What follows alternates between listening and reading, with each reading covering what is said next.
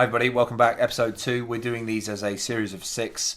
Marches, we've not actually gone anywhere, so it could be, they're all back to back. Episode 2, we're going to talk about TEDx, because obviously we've been frequenting the Secret Kitchen by going down there on Saturday mornings for brunches, and I think I went to one evening event. I didn't stay very long because I was busy working on something or other, but I've been to the space, I've eaten there, put money into it, I've been part of the community down there, drank the coffee, had the food.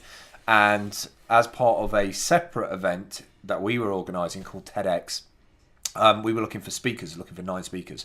And we approached Marsha and said, Marsha, this community project needs to get some sort of gravitas. It needs to have more attention, more eyeballs. And from my personal selfish reasons, I wanted a certain cross-section of society that lives in Nottingham who might frequent Nottingham Contemporary, whereas other sections of society wouldn't, to actually understand that there is an issue with poverty for children and the ideas and culture that Marsha wants to put in place.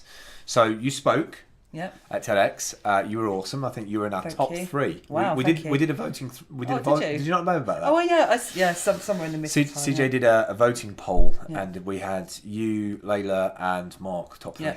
Cool. I don't know where I think you were second. I think, or first. No, it was Vanya and Layla were first. I think. They must have. They sang. They were. You can't beat that. They did a song. I was amazed. amazed. You couldn't beat that, I was amazed. But yeah, they were really, really good. So TED Experience, you didn't seem that nervous. You sort of get up there and just get in it. Well, all I'll say was that basically I was absolutely petrified. Were you? I was absolutely petrified. I've got a history of sort of teaching in academia for sort of around 10 years. I did lots of public speaking. There's the thing that doesn't bother me because like this, it was on camera and it was just knowing it was hideous, yeah. But I had sort of almost woefully underprepared so as not to get myself in such a tears. Right. I had a piece of paper that I think had 4 or 5 things written on it, and that was it.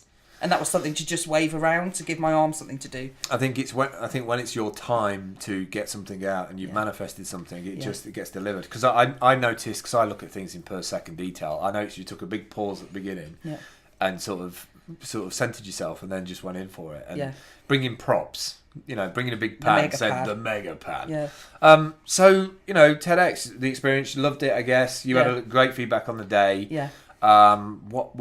What's happened since November? Can you sort of the topic of it was family and community, right. And I think because of that, it really galvanised me to thinking a little bit more specifically about that, to think about what I could talk about. And the Secret Kitchen had been open for about a year then, and I'd sort of not getting bored of doing it, but I was sort of starting to think about other things around it. And over the summer holidays, what I'd noticed, I'd been invited onto a food poverty steering group, but I'd also noticed from what people were saying to me locally that they were getting loads of kids turning up to events and they hadn't had any breakfast and not been given any lunch and no pack up and no money, getting picked up at 4 o'clock. Like, how are you going to look after these kids or actually get them to do anything if they've not had any food all day? And it just struck me that actually this was a much more of a serious problem than probably I had realised. Making my nice food at Secret Kitchen, I'd actually been great at getting all this experience, but I'd been missing out on this big chunk of people that really I thought I can actually do something here, something tangible, and I can make a difference. So I really started to think about those sorts of things, and I thought what I needed is probably like a tea time club, somewhere children could just access a hot meal, on a regular basis over the longer term, but also the stuff around social eating, realising that if you just cook it in one pot and everyone sits and eats it together, there's huge things that happen around that. It's really, really simple, but we have lost that within our white British culture. For whatever reason, we've lost this very, very simple antidote to a lot of the sort of social fragmentation, poor nutrition, poor table manners, lack of cohesion, all this sort of stuff. So to me, I just started, when I was thinking about how I could write the story for the TEDx talk, it really caused me to sort of galvanise my mind into what project am I going to set up? And I thought I'm going to set up this thing called Family Cafe. I'm going to get supermarket food that are going to be chucking away, because again, realising there was all this waste. And I thought, actually, cook it in one big pot and then serve it out in terms for donation. And if you don't want to donate money, then donate some time.